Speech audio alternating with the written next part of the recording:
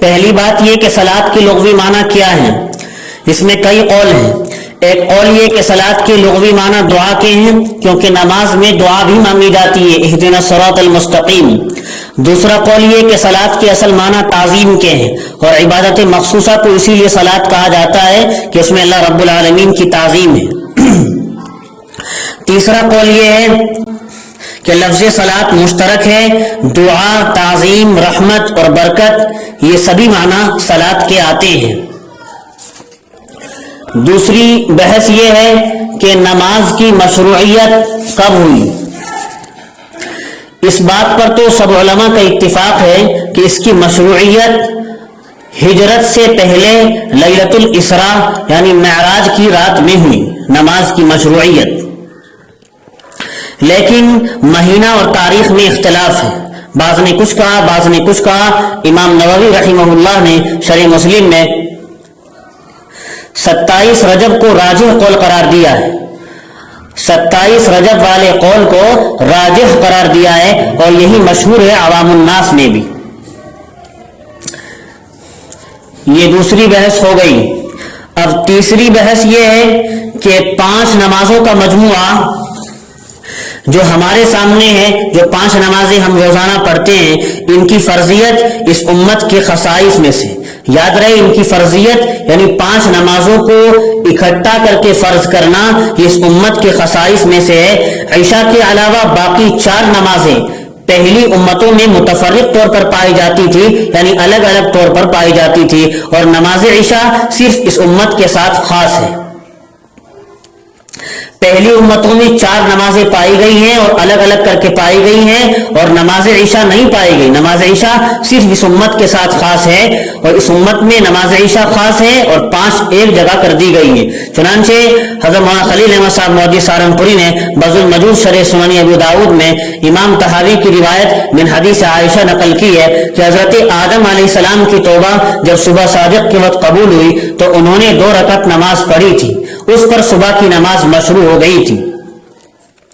پہلی امتوں میں۔ اور حضرت اسحاق یا اسماعیل علیہ السلام دونوں کے بارے میں روایتیں ہیں، اور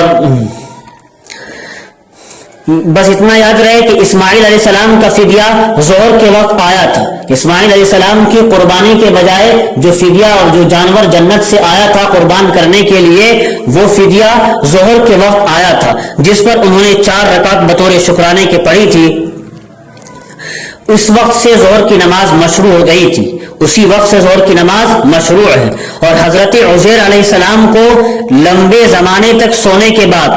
100 برس کے بعد عصر کے وقت بیدار کیا گیا تھا، اس پر انہوں نے 4 رکعت ادا کی تھی، جب سے عصر کی نماز مشروع ہو گئی۔ اور حضرت داؤد علیہ السلام کی لغزش بوقت غروب معاف ہوئی تھی تو وہ 4 رکعت پڑھنے کی نیت سے کھڑے ہوئے، لیکن سخت غم اور تکان کی وجہ سے تیسری رکعت پر بیٹھ گئے تھے اور چوتھی رکعت نہ پڑھ سکے تھے۔ اس وقت سے مغرب کی 3 رکعت مشروع ہو گئی تھی، اور عشاء کی نماز سب سے پہلے ہمارے نبی صلی اللہ علیہ وسلم اور آپ کی امت نے پڑھی۔ یہ تیسری بحث تھی۔ اور چوتھی بحث ہے نماز کی فرضیت، نماز کی اہمیت۔ نماز کی فرضیت تو کتاب اللہ، سنت رسول اللہ اور اجماع سے ثابت ہے۔ اس کی اہمیت کے لیے اتنا کافی ہے کہ علماء نے قرآن اور احادیث کی روشنی میں لکھا ہے، جو شخص فرضیت صلاۃ کا منکر ہو، نماز کے فرض ہونے کا منکر ہو، اس کے کفر پر تو علماء کا اتفاق ہے، اور جو فرضیت کا قائل ہونے کے ساتھ ساتھ صرف عملاً اس کو چھوڑ دے، نماز نہ پڑھے، تو جمہور علماء جس میں امام مالک اور امام شافعی بھی ہیں، ان کا مسلک یہ ہے کہ وہ فاسق ہے اور اس کی سزا قتل ہے، حداً سزا کے طور پر اس کو قتل کیا جائے گا، نہ کہ کفراً۔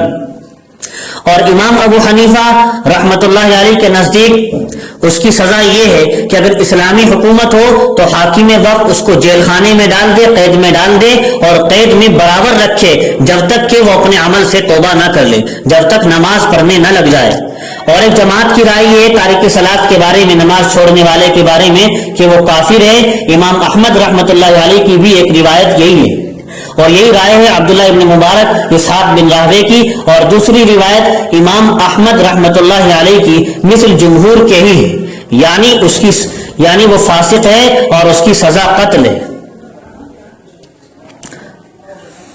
اور نماز کی اہمیت کے لیے اتنا بھی کافی ہے جو موطا امام مالک کی روایت میں ہے، غور کرنے کی چیز ہے کہ جس رات یعنی صبح کی نماز میں حضرت عمر رضی اللہ عنہ پر حملہ کیا گیا